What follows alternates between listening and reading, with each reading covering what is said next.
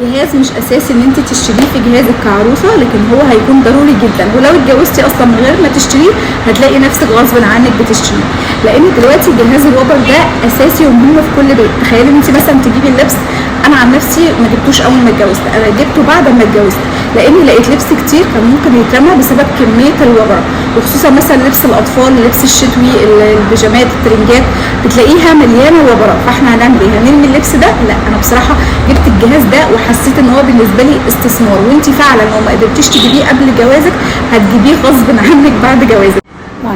بصوا، انا اتعمدت ان انا اجيب لكم البراند دي عشان اعرفكم ان مش شرط يا جماعه براند معينه لجهاز الوبره، لا، في انواع هي مش معروفه وفعلا كويسه جدا. النوع ده كويس قوي، والنوع التاني برده اللي انا جبته لكم في فيديو قبل كده حلو قوي.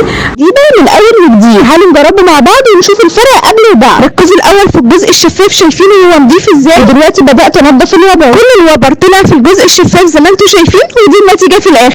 لو عجبك الفيديو اعملي لي لايك ومتابعه، وان شاء الله الفتره الجايه هنزل لكم نصايح كتيره جدا خاصه بالعروسه.